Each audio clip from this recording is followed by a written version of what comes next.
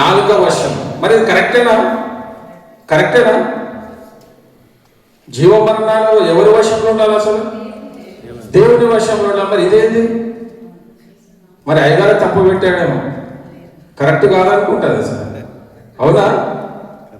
కానీ దేవుని వశమైనప్పటికీ మన నోటి నాలుక ద్వారా ఏదైతే మాట్లాడుతున్నామో, మన నోటి నుంచి మంచి మాటలు, సత్ప్రవర్తన కలిగి ఏ మాట మాట్లాడినా యథార్థమైనటువంటి మాటలు కనుక మాట్లాడితే దాని వలన వచ్చేటటువంటిది మరి నిత్య జీవము. ఒకవేళ అదే నాలుకతోటి మనం ఇష్టానుసారంగా లెక్కలేనటువంటి విధంగా, అది నా నాలుక కదా, నరం లేని నాలుక అని అనేక విధాలు ఎక్కడెక్కడ తొలుతుంటాం మన నాలుక. ఒకవేళ ఆ విధంగా కనుక నీ నాలుకతో మాట్లాడితే అది మరణం. మరి మరణము అని అంటే సర్వసాధారణంగా భూమి మీద పుట్టిన ప్రతి మనిషి కూడా మరణించిన వాడే. ఆ మరణము కాదు, కానీ రెండవ మరణం, పాతాళంకు మనం పోకుండా మన నాలుకను ఎంత జాగ్రత్తగా మనం కాపాడుకుంటే, మరి ఇక నూతనమైన సంవత్సరంలో మన నూతనమైన తీర్మానం, అనేక విషయాలు ఉన్నప్పటికీ ఈ నాలుక ద్వారానే అనేకమైన పాపాలు, శరీరంలో అనేకమైనటువంటి అవయములు కలిగినప్పటికీ శరీర అవయవంలో అన్నిటికంటే చిన్నదే ఇది.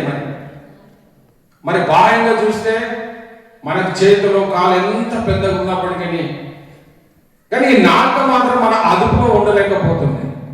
ఏది మాట్లాడినప్పటికీ మనం మాట్లాడే ప్రతి మాట కూడా ఎలా ఉండాలంటే మన నాలుకను మనము అదుపులో పెట్టుకునే వారికి ఉండాలి. మొట్టమొదటి ఏంటంటే, నువ్వు ఏది నీ చేతుల ద్వారా కానీ నీ కిళ్ళ ద్వారా కానీ అది పెద్ద పాపం కాకపోయినప్పటికీ, ఒక నీ నాలుక ద్వారా చేసిన పాపం వలన అది ఎక్కడికంటే జీవం, నిత్య జీవంగా మరణాన్ని నడిపించేటట్టు ఉంది. కాబట్టి మనం ఎప్పుడు కూడా మన నాలుకతో ఏదైనా మాట్లాడినప్పుడు ఈ మాట మాట్లాడాలా, ఈ మాట మాట్లాడకూడదా, మరి ఇది వాక్యానుసారంగా మనం మాట్లాడవచ్చా? మరి చాలా మంది సందర్భానుసారంగా, లోకానుసారంగా అనేకమైన మాటలు మాట్లాడుతుంటారు. ఏదో పని మీద వెళ్తారు, కానీ అక్కడికి కానీ లేదా నీ గురించి వచ్చాను అంటారు. అసలు వాళ్ళు పోయింది వేరే పని, వాళ్ళు వెళ్ళింది వేరేది ఉద్దేశం అయినప్పటికీ ఆ వ్యక్తి కనుక అయ్యో నీ గురించి వచ్చామని అంటారు. కానీ ఆ విధంగా నూతనమైన సంవత్సరంలో మనం ఆ విధంగా ఉండకుండా మన నాలుకను మనం జాగ్రత్తగా పెట్టుకునే వారికి ఉందాం పిల్లలు. ఎందుకంటే మరి యాకోబు పత్రికలో మనం చదివినటువంటి గ్రంథంలో కానీ మనం గమనించినట్లయితే, మరి యాకోబు అద్భుతంగా మరి అనేకమైన ఉదాహరణలతో కలిగినటువంటిగా మరి వాక్యాన్ని రాశాడు. అది పెద్ద అర్థం కాకుండా, అది ఎవరు చదివినప్పటికీ అర్థమైనటువంటి భాగమే అయినప్పటికీ దాన్ని మనము పాటించేవారుగా మనం ఉంటున్నామా? మరి మనం అనుకోవచ్చు, దొంగతనం చేస్తేనే, లేకపోతే ఇంకా ఆజ్ఞలు తప్పిపోతేనే వాటి వలన మనం నరకం పొందుతామేమని అనుకుంటున్నాం. కానీ వాటికంటే ప్రాముఖ్యమైనది నీ నాలుక. ఇది 8 కండరాల చేత నిర్మింపబడ్డదంట. దేవుడు ఎంత శ్రేష్టం, 8 కండరాల చేత దాన్ని నిర్మించాడంట. మరి అదే కాకుండా అది అతి చిన్నది, మన శరీరంలో ఉన్నటువంటి అన్ని అవయముల కంటే అతి చిన్నదే.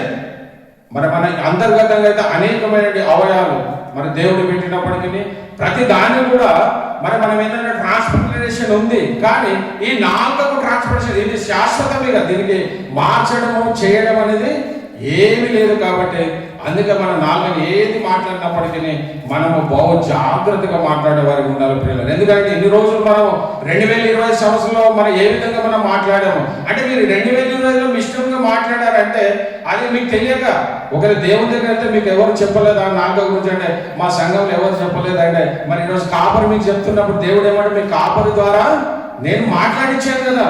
మరి ఆ రోజు నుంచి నీ నాలుకను ఏది మాట్లాడినప్పటికీ కొద్ది జాగ్రత్తగా ఆలోచించి మాట్లాడుతున్నావా, లేకపోతే మన నోటికి ఇష్టం వచ్చినట్టుగా మనం మాట్లాడే వారు ఉండకూడదు పిల్లరా. మరి యాకోబు పత్రిక 2వ వచనం కనుక మనం గమనిస్తే చదవము. అనేక విషయములలో మనమందరము తప్పిపోచున్నాము. ఎవడైనను మాట యందు తప్పని ఎడల అట్టివాడు లోపము లేనివాడై. మన మాట ఎంత ప్రాముఖ్యమండి. మనం ఎవరికైనా ఏదో మాటిస్తాం, ఎవరైనా కష్టాలలో ఉంటే వారికి సహాయం చేస్తామని మాటిస్తాం. కానీ ఆ యొక్క వాళ్ళ కష్టాలు వచ్చే వరకు మనం వారికి మరి తోడుగా ఉండలేనటువంటి పరిస్థితి. మాట ఇచ్చాం, నీకే కష్టం వచ్చినా నష్టం వచ్చినా ఏది వచ్చినా నీకు అండగా నిలబడతానని అంటాం. కానీ ఆ కష్టం వచ్చినటువంటి పరిస్థితులలో మనము తప్పించుకొని పోతాం. కానీ ఇక్కడ చెప్తున్న మాట, మరి యాకోబు భక్తుడు చెప్తున్న మాటను కనుక గమనిస్తే అనేక విషయంలో మరి మనం అందరం తప్పిపోవచ్చున్నాము. ఎవరైనా మాట యందు తప్పని ఎడల అట్టివాడు లోపం లేనివాడ. ఒకవేళ నీలోన లోపము లేదనుకుంటే నువ్వు ఏదైతే మాట ఇచ్చావో మరి ఆ మాటను నువ్వు మరి కట్టుబడి ఉంటున్నావా? అయ్యో ఆ రోజు చెప్పాను బ్రదర్, ఆ రోజు పరిస్థితులు అలా ఉండే కాబట్టి నేను అలాగ మాట్లాడాను, ఈ రోజు ఆ విధంగా పరిస్థితులు లేవు అనడానికి కాదు. కానీ ఒకవేళ వాక్యానుసారంగా ఆత్మీయంగా నువ్వు ఆలోచిస్తే ఏదైతే నువ్వు మాట చెప్పి ఆ మాటకు నువ్వు కట్టుబడి వాడి ఉండాలి. మరి ఇక్కడ అదే ఏదైతే నువ్వు మాట చెప్పినటువంటి మాటను ఒకవేళ నువ్వు అది ఫుల్ఫిల్ తప్పని వాడవైతే నీలోన ఏ లోపము లేదు అంటున్నాడు. మరి తర్వాత మనము ఆలోచించినట్లయితే మరి సర్వ శరీరమును స్వాధీనపరచుకున్న శక్తి గలవాడగును. ఒకవేళ మాటను గనక తప్పని వాడవైతే మరి సర్వ శరీరం అంటే నీ శరీరంలో ఏ అవయవాలు ఉన్నప్పటికీ సర్వ శరీరం కూడా మరి ఏం చేసుకుంటామంట? స్వాధీనపరచుకుంటాడంట పిల్లలు.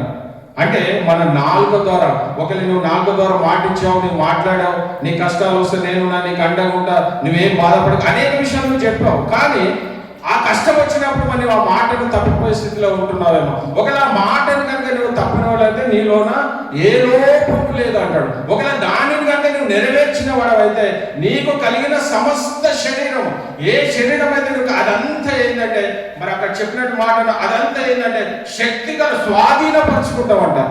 ఒకవేళ ఈ నోటి ద్వారా లోపము లేకుండా నువ్వు ఇచ్చిన మాట ప్రకారంగా కనుక నువ్వు నిలబడినట్లయితే మరి ఇది ఏంటంటే నీ సర్వ శరీరాన్ని కూడా నువ్వు స్వాధీనపరచుకునే వాడవైతావట.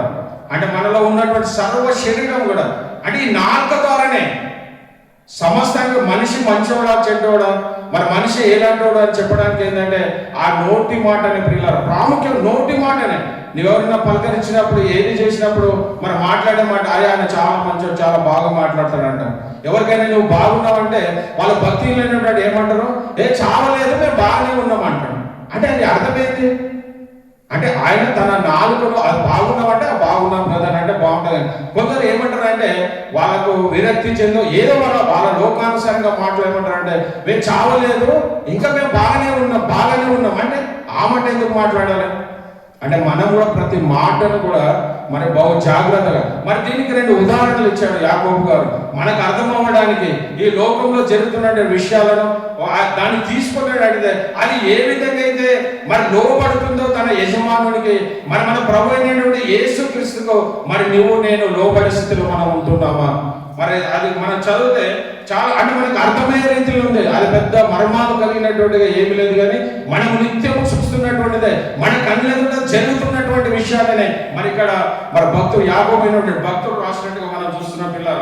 మరి అది 3వ వచనం చదివినట్లయితే గుర్రములు మనకు లోబడుటకై నోటికి కళ్ళెము పెట్టి వాటి శరీరమంతయు త్రిప్పుదము కదా, ఓడలను కూడా చూడుడి. ఇక్కడ మన సర్వసాధారణంగా చూస్తే మనకు అనుదినము మన కళ్ళెదుట చూస్తున్నటువంటి విషయాలు. మరి గుర్రం మీద ఎవరైనా స్వారీ చేస్తున్నప్పుడు ఆ గుర్రానికి ఏంటంటే ఆయన దాన్ని ఇక్కడ చెప్పినటువంటి విషయం మీద కళ్ళెము అంటే నోటి నుంచి ఒక గొలుసు వేసి ఇక్కడ కూర్చున్న వ్యక్తి ఎవరైతే ఉంటారో మరి దాన్ని పట్టుకొని కూర్చుంటాడు. అంటే అది ఒక్కటి ఉందనుకో ఆ గుర్రం ఎట్లా మరి ఆయన ఎక్కడ తిప్పాలనుకుంటా, రైట్ పోవాలన్నా లెఫ్ట్ పోవాలన్నా మరి ముందుకు పోవాలన్నా అనే విషయాలను దానికి అర్థమైతే పిల్లరా. కాబట్టి మరి దాన్ని మనకు అర్థమయ్యే రీతిలో మనం కూడా అలాంటిగా ఒకవేళ మన నాలుకను కనుక మనము అదుపులో పెట్టుకునే వారం అయితే ఏ విధంగా ఆ గుర్రానికి అది ఏదైతే కళ్ళెము పెట్టాడో ఆ కళ్ళెము పెట్టిన దానిని బట్టి అది ఏ విధంగా సరైనటువంటి మార్గంలో నడుస్తుందో మరి నువ్వు నేను మన వాక్యము చేత మనము వాక్యం చేత భద్రపరచబడి మరి నీ మార్గం ఎక్కడికి వెళుతుంది? మరి ఎప్పుడైతే అతను లెఫ్ట్ గుంజాడనుకో అది కానీ తిరిగిపోతుంది, రైట్ గుంజా ఇటు వెళ్తుంది, ఆ 2 కనుక ఇటు అంటే స్ట్రేట్గా వెళ్ళిపోతుంది. మరి నా జీవితం ఎలా ఉంది అంటే ఈ 4 కనుక నువ్వు అదుపులో పెట్టుకుంటే ఆ గుర్రానికి ఏ విధంగా అయితే కళ్ళెము ఏదైతే ఆయన పట్టుకొని ఉంటాడో దానికి ఎంత గొప్ప తన శరీరం అంతా కూడా ఏదైతే గుర్రం తన శరీరం అంతా కూడా ఏమవుతుందంటే ఆ కళ్ళెము బట్టి లాగినప్పుడు అది కంట్రోల్ అవుతుంది ప్రియులారా. కాబట్టి మరి నీ నా నాలుకను మనము జాగ్రత్త పెట్టుకున్న వరమైతే మనం శరీరం అంతా కూడా మనం స్వాధీనపరచుకుని, ఏ విధంగా గుర్రానికి తన శరీరం అంతా ఏ విధంగా అయితే స్వాధీనపరచుకుంటుందో మరి నువ్వు నేను మరి ప్రభువైన యేసుక్రీస్తు చెప్పిన విధంగా మన వాక్యానుసారమైన జీవితము మనం ఎక్కడ నడవాలి, మరి ఎక్కడ నడవకూడదు, మన మార్గం ఏంటి అనేది మనం సిద్ధపరచుకునే వారికి ఉంటున్నామా? అలాంటి తీర్మానం కలిగి మనం జీవించే వారికి ఉంటున్నామా? మన గుర్రానికి ఏ విధంగా తన యజమానుడైనటువంటి వాడు లెఫ్ట్ అంటే లెఫ్ట్, రైట్ అంటే రైట్. మరి నీకు కూడా దేవుడు వాక్యాన్ని ఇచ్చాడు. ఆ వాక్యంలో నువ్వు గుడికి నడవాలా, ఎడమకు నడవాలా, నువ్వు సరైన మార్గంలో నడవాలని నీ వాక్యంలో అనేకమైన బోధనలు కలిగినప్పటికీ వాటన్నిటిని లెక్క చేయకుండా, అంటే నీకు ఎవరిని అంటే నీ జీవితానికి మరి ఆ గుర్రం మీద ఏ విధంగా అయితే తన యజమానుడు నడిపిస్తున్నాడో మరి నీ నా జీవితానికి ప్రభువైన యేసుక్రీస్తు నువ్వు మన స్వాధీనపరచుకున్న వారి శరీరాన్ని అంతా మన సజీవ యాగంగా మనం దేవునికి మనం సమర్పించుకునే వారికి ఉంటున్నామా ప్రియులారా? మరి అది కళ్యమే, చిన్న కళ్యం అయినప్పటికీ దాని ద్వారా ఆ గుర్రమంతా కూడా తన యజమానునికి మన స్వాధీనపడుతుంది అనే విషయాన్ని మనం గమనించాలి. మరి మొట్టమొదటి తన చెప్పినటువంటి ఉపమానం, మరి లోకంలో జరుగుతున్నటువంటి విషయాలు మరి ఇవన్నీ ఎంత సింపుల్ గా రాశాడంటే మనకు అర్థం కాదు. ఆ గుర్రం ఏ విధంగా అయితే లోపడుతుందో తన యజమానికి, మరి నీ యజమానైనటువంటి ప్రభువైన యేసుక్రీస్తుకు మరి నువ్వు లోబడే స్థితిలో నీవు ఉంటున్నావా? మరి నువ్వు లోబడాలంటే ఏదో పెద్ద కార్యాలు చేయాలని లేదు, కానీ నీ నాలుకను నువ్వు అదుపులో పెట్టుకునే స్థితిలో ఉంటున్నావా? అది చాలా ప్రాముఖ్యమైన పిల్లలు. మరి రెండవ ఉపమానం కూడా చెప్పాడు అక్కడ మనం చూసాం. రెండో విషయం ఒక ఉదాహరణగా మరి ఓడలను కూడా చూడండి, అవి ఎంతో గొప్పవై వెనుగాలికి కొట్టుకొని పోబడినను ఓడ నడుపువాని ఉద్దేశం చొప్పున మిక్కిలి చిన్నదగు మరి చుక్కాని చేత త్రిప్పబడును. మరి ఓడ ఎంత పెద్దదండి, చాలా పెద్దది ఓడ. మరి అంత పెద్ద ఓడ కూడా మరి దేని ద్వారా నడిపింపబడుతుందంటే ఆ చుక్కాని అంటే ఆ సెంటర్ ఉన్నటువంటి ఆ రైట్ పోవాలన్నా మరి లెఫ్ట్ పోవాలన్నా అది ఏదైతే మరి తన చుక్కాని నడిపిస్తుందో అది మార్గం ఏ విధంగా ఉంటుందో ఆ యొక్క ఓడ మొత్తం ఆ విధంగా ప్రయాణిస్తుంది పిల్లరా. మరి నువ్వు నేను మరి ఆయన చెప్పినటువంటి మాట, ఆ ఓడ మరి చిన్నదే కానీ ఆ ఎంత పెద్ద ఓడైనప్పటికీ సరైనటువంటి మార్గంలో మరి అది కుడికి వెళ్ళాలా, మరి ఎడమకు వెళ్ళాలా, అది స్ట్రైట్ గా ముందుకు వెళ్ళాలంటే దేని మీద ఆధారపడి ఉన్నదంటే ఆ చుక్కాని మీదనే ఆధారం. అది చిన్నదే, చుక్కాని పెద్దది కాదు, చాలా చిన్నది, ఎంతో పొడవు ఎంతో అంతస్తు కలిగినటువంటి ఓడ అయినప్పటికీ ఆ ఓడనంతా కూడా కంట్రోల్ చేసేది ఏంటంటే ఆ చుక్కాని మాత్రమే. మరి ఆ చుక్కాని ఎవరిలో ఉందంటే కానీ నడిపే డ్రైవర్ చేతిలో ఉంటుంది. కాబట్టి దాని ప్రకారంగా సరైనటువంటి మార్గం ఎక్కడికి వెళ్ళాలో అక్కడికి వెళ్ళడానికి అది ఏ విధంగా దోహదపడుతుందో మరి నీ నా నాలుగు అతి చిన్నదే, నీ శరీరంలో అతి చిన్నదే, ఈ శరీరం అంతా కూడా లోపడాలంట. ఆ ఓడ ఏ విధంగా అయితే లోపడుతుందో ఆ చుక్కానికి, అతి చిన్నదైన చుక్కానికి ఏ విధంగా లోపడుతుందో మరి నీ నా నాలుక మరి దేవునికి లోబడే స్థితిలో మనం ఉంటున్నామా ప్రియులారా?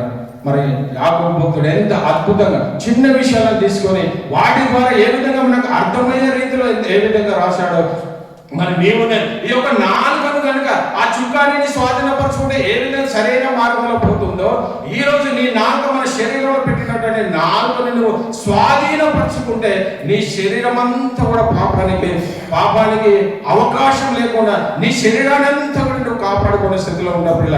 అది ఎక్కడికి వెళ్ళాలో మరి ఆ చుక్కాని ఏ గమ్యానికి చేరాలో ఆ చుక్కాని ఏ విధంగా నడిపించగలుగుతుందో మరి నీవు నేను కూడా మరి జీవానిగా మరణానిగా మరి నడిపించేది ఏంటి అంటే ఆ చిన్నదైనటువంటి నీలో నాలో ఉన్నటువంటి నాలుగు అనే విషయాన్ని మనం ఎప్పుడు కూడా మర్చిపోకూడదు పిల్లరా. మరి ఎంతో అద్భుతంగా మరి యాకోబు గారు రాశారు. మరి అదే విధంగా మరి 5వ ఆ చుక్కాని చేత త్రిప్పబడను ఆలాగుననే నాలుక కూడా చిన్న అవయవమైనను బహుగా అదిరిపడును. చిన్న అవయవమే, మన శరీరంలో ఉన్నటువంటి ప్రతి అవయవం కల్లా అతి చిన్న అవయవం ఏదంటే మరి అది ఒక నాలుగనే కానీ అది అన్నిటికీ అదిరిపడుతుందంట. ఎవరైనా చిన్న మాట కనుక మనం తట్టుకోలేని స్థితిలో ఉంటాం. ఎవరైనా ఒక మాట అంటే వాడు నన్ను ఎందుకు అంటాడు అనే విషయంలో మనం మాట్లాడతాం. కానీ క్రైస్తవుడు అయినట్టు నువ్వు ఆ విధంగా ఆవేశపడకూడదు పిల్లలు. ఎందుకనంటే ఆ చుక్కాని ఏ విధంగా సమస్తాన్ని మరి తన ఆధీనంలో పెట్టుకుంటుందో నీ చిన్నదైనటువంటి నాలుకను కనుక నువ్వు ఆధీనంలో పెట్టుకుంటే నువ్వు ఎక్కడికి వెళ్తావు? ఆ నిత్య జీవమైన జీవ మార్గం. మన అంశం ఏంటంటే మరి జీవ మరణంలో 4 వశములు ఉన్నాయి. కాబట్టి ఆ 4 కనుక నువ్వు అదుపులో పెట్టుకుంటే ఏ విధంగా ఆ గుర్రం ఆ కళ్ళెము చేత ఏ విధంగా నడపబడుతుందో మరి మరి ఓడ ఏ విధంగా చుక్కాని చేత నడపబడుతుందో, దేవుడు నీకు నాకు ఇచ్చినటువంటి నాలుక చేత నీ యొక్క శరీరం అంతా కూడా నువ్వు లోపరుచుకునే వారికి ఉండవా. ఈ నోటి ద్వారానే ఏది అయినప్పటికీ ఒక మంచి కావాలన్నా, ఒక జగడపు పుట్టాలన్నా, ఏది చేయాలన్నా నాలుక ద్వారానే జరుగుతాయి. కానీ ఇంకా దేని వలన కూడా మరి బాగున్నావా బ్రదర్ అంటే, అరే ఏమిరా బాగున్నావు అంటే నాలుకనే, ఇదే నాలుక. బాగున్నారా బ్రదర్ అంటే ఎంత బాగుంటది, మరి ఇదే నాలుకనే ఏమిరా బాగున్నావు అంటే ఎంత అంటే ఈ నాలుకలు ఏమున్నాయి, రెండు ఉన్నాయి, మంచి ఉంది, చెడు ఉంది. కానీ ఆ నాలుకను దేని కొరకు వాడుతున్నావు? నువ్వు నోటి నుంచి వచ్చే మాట మరి ఏ విధంగా ఉంటుంది ప్రియులారా? మరి ఆ విధంగా మనం ఏది మాట్లాడినప్పటికీ బహు జాగ్రత్తగా మనం మాట్లాడే వరకు ఉండాలి. మరి 5వ వచనం తర్వాత ఏదైతే మరి ఆలాపనే నాలుగు చిన్న అవయమైనప్పటికీ బహుగా అదిరిపడును, ఎంత కొంచెం నిప్పు ఎంత విస్తారమైన అడవిని తగులబెట్టును. నిప్పు అగ్గిపుల్ల ఎంత చిన్నది, చాలా చిన్నది అగ్గిపుల్ల, కానీ ఆ చిన్న అగ్నిపుల్లనే మరి ఆ అడవినంతా కూడా తగలబెడుతుంది ప్రియులారా. కాబట్టి నీలో నాలో ఉన్నటువంటి అతి చిన్న నాలుకనే కానీ నీ శరీరం అంతా కూడా పాడు చేసే స్థితిలో ఉంటుంది. ఎప్పుడు ఆ నాలుక కనుక నీ ఆధీనంలో లేకపోతే, ఆ నాలుక కనుక నీ స్వాధీనంలో లేకపోతే, ఆ అడవి ఆ చిన్న నిప్పైనప్పటికీ ఏ విధంగా సమస్తమైనటువంటి అడవిని కాల్చివేస్తుందో, ఆ చిన్న నాలుక నీలో ఉన్నటువంటి చిన్న నాలుకనే నీ శరీరం అంతా కూడా మరి పాపానికి అప్పగించే స్థితిలో ఉంటది. నీ శరీరం అంతా కూడా మరి కుళ్ళి కృషించే స్థితిలో ఉంటది. కానీ నీ నాలుకను కనుక నువ్వు అదుపులో పెట్టుకుంటే ఆ నిర్జీవం అనేటటువంటి దేవుని కృపను మనము పొందుకునే వారికి ఉంటాం ప్రియులారా. కాబట్టి ఇక్కడ చిన్న అగ్గిపుల్లనే కానీ విస్తారమైన అడవిని, మరి నీ నా నాలుక అతి చిన్నదే, కానీ నీ శరీరాన్ని కాపాడాలన్నా, నీ శరీరానికి మరి ఆయన యొక్క నాశనానికి పోవాలన్నా కారణం ఏంటి అని అంటే నీలో నాలో దేవుడు పెట్టినటువంటి నాలుకనే. కాబట్టి మరి జీవ మరణములు దేనికంటే నాలుక. ఎందుకంటే మనం మాట్లాడే మాటను బట్టి నువ్వు జీవానికా నువ్వు మరణానికా అంటే ఈ నోటి నుంచే మనం మాట్లాడే వారికి ఉంటాం ప్రియులారా. మరి అదేవిధంగా 6వ వచనం కనుక గమనిస్తే, నాక అగ్నియే కనుక మన అవయములో ఉంచబడిన పాప ప్రపంచమై సర్వ శరీరమునకు మాలిన్యము కలుగజేయచ్చు. సర్వ శరీరమునకు ఏది మాలిన్యం కలిగజేస్తుందంట? నాలుకనే కలుగజేస్తుంది.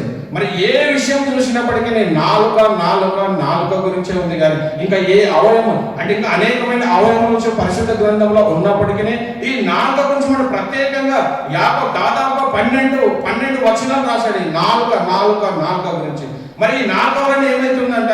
మరి 6వ వచనం, నాలుకయే అగ్ని, మరి నాలుక మన అవయములో ఉంచబడిన పాప ప్రపంచమై సర్వ శరీరమునకు మాలిన్యము కలుగజేయండి. సర్వ శరీరమునకు, మన లోపల ప్రతి శరీరానికి ఒక మాలిన్యం అంటే పాపము అంటానంటే ఏంది, దేని ద్వారా నీకు అంటుతుందంటే నీ యొక్క నాలుక ద్వారానే పిల్లలు. అంత దానికి ఉన్న ఎంత శక్తి ఉంది, అతి చిన్నది కానీ దానికి ఉన్నటువంటి శక్తి బహు గొప్పది పిల్లలు.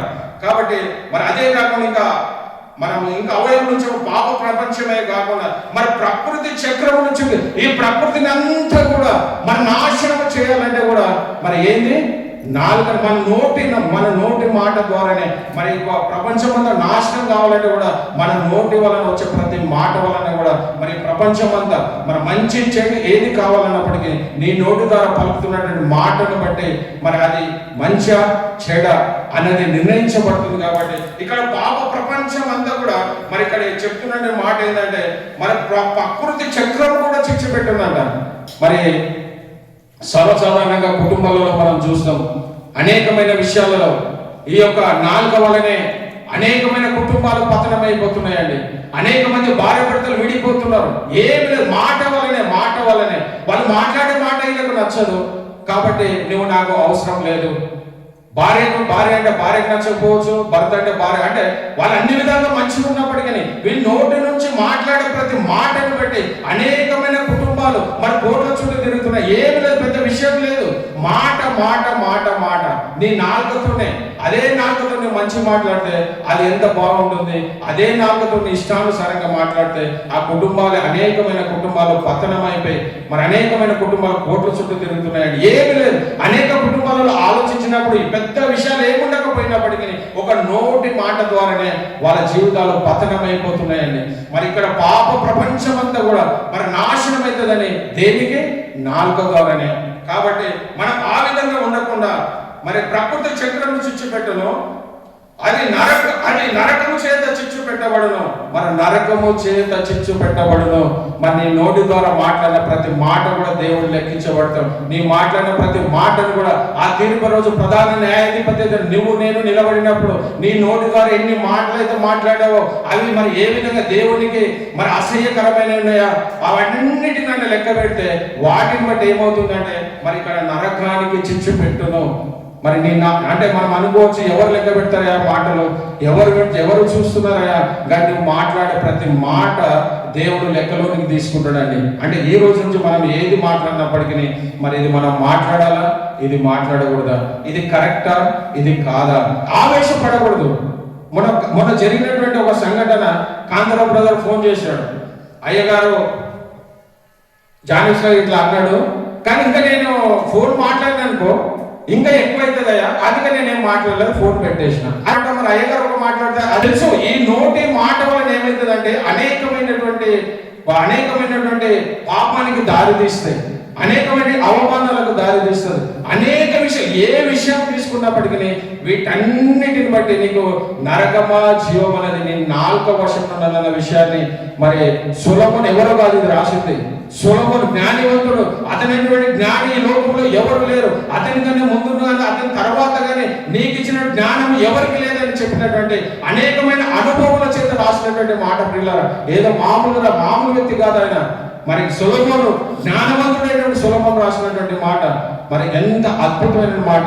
కానీ ఈ రోజు నువ్వు నేను అనుకోవచ్చు, మన నోటిని మనం ఎంత అదుపులో పెట్టుకుంటే మన యొక్క నీ జీవిత గమ్యమో మరి నరకానిగా మరి లేకపోతే జీవానిక, నిత్య జీవానికి అనే విషయాన్ని మనం గ్రహించే వారికి ఉండాలి పిల్లలు.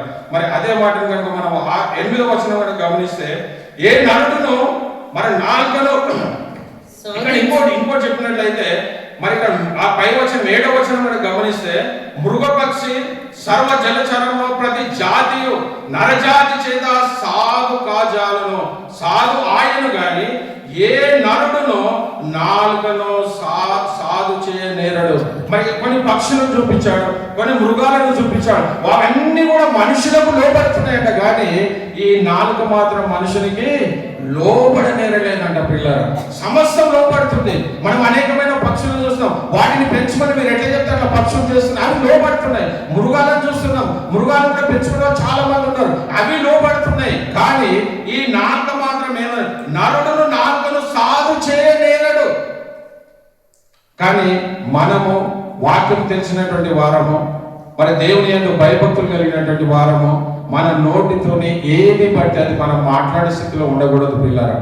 మరి అది చెప్పినటువంటి మాటను కనుక మనం గమనించినట్లయితే మరి సమస్త మృగము, పక్షి, సర్ప, జలచరాలములలో సర్పం కూడా లోపడుతుందట. కానీ మరి మనుషుల యొక్క నాలుక మాత్రము సాధు చేయ నేరబడదని మరి లేఖనంలో. మరి అదే కాకుండా అది మరణమైన విషయంతో నిండినది. మరి ఇది ఏం నిండిందంట? నాలుక మరణము విషంతో నిండిందంట. అంటే మనం అనుకోవచ్చు, అయ్యా విషయం ఎట్లుంటే మనం ఎట్లా బ్రతుకుతాం అనొచ్చు. నువ్వు ఒకసారి ఏదైనా ఒక మాట అన్నావు అనుకో, ఎదుటి వ్యక్తి హృదయం గాయపడుతుంది. నువ్వు ఒక దెబ్బ కొట్టిన దానికంటే కూడా ఒక మాట వలన హృదయం ఎంతగానో గాయపడుతుంది. ఒక బాణం మన విసిరమంటే తిరిగి ఆ బాణం మన ఎదుకు రాదు. మన మాట్లాడే మాటను బట్టి ఎదుటి వ్యక్తి హృదయం కనుక గాయపడితే తిరిగి ఆ మాట నువ్వు తీసుకోగలుగుతావా? తీసుకోలేవు. అది కానీ అది నువ్వు మాట్లాడక ముందు నువ్వు ఆలోచించుకోవాలి, నేను ఈ మాట వలన మరి వాళ్ళు ఏదన్నా బాధపడతారా?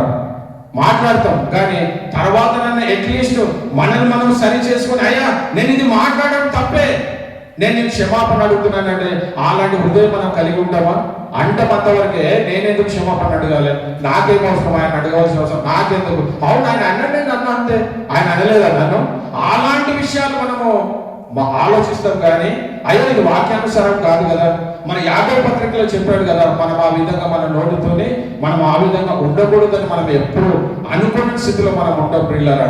కాబట్టి మన మిగతాది కూడా అంటే ప్రతిది కూడా మృగమైనప్పుడు పక్షమైన సర్ప జలచారంలో ప్రతి జాతి నరజాతి చేత సాధు కాశాలను సాధు ఆయను గాని ఏ నరుడును నాలుకను సాధు చేయను, అది మరణకరమైన విషయంతో నిండిందంట. మరణకరమైనటువంటి విషయంతో నిండినది. మరి ప్రభువును స్తుతించుతూ దీనితోనే దేవుని పోలిక పుట్టిన మనుషులను శపింతురు. మరి దేవుడు తన పోలిక చెప్పున నిన్ను నన్ను నిర్మించుకున్నటువంటి దేవుడు. మరి యేసు ప్రభు కలిగినటువంటి ఆ లక్షణాలు నువ్వు నేను కలిగి ఉన్నామా? ఆయన ఏ విధంగా ఇచ్చాడంటే మన నోటితోని మంచి మాటలు మాట్లాడాలని చెప్పాడు, కానీ ఆయన ఇష్టం వచ్చిన రీతిగా నీ ఇష్టానుసారంగా నువ్వు మాట్లాడాలని కాదు. కానీ మరి ఇదే నోటితో ప్రభువును స్తుతిస్తున్నాము, మరి దీనితోనే దేవుని పోలిక పుట్టిన మనుషులను శపిస్తున్నాం. ఈ నోటితో ఏం చేస్తున్నామో, మందిరానికి వచ్చినప్పుడు మంచిగా దేవుని ఆరాధిస్తున్నాం, ప్రార్థన చేస్తున్నాం, పాటలు పాడుతున్నాం, వాక్యం అన్ని చేస్తున్నాం. కానీ మరి నువ్వు లోకానికి వెళ్ళిన తర్వాత మళ్ళీ నువ్వు ఏం చేస్తున్నావు? మన లోకానుసారమైన జీవితమే.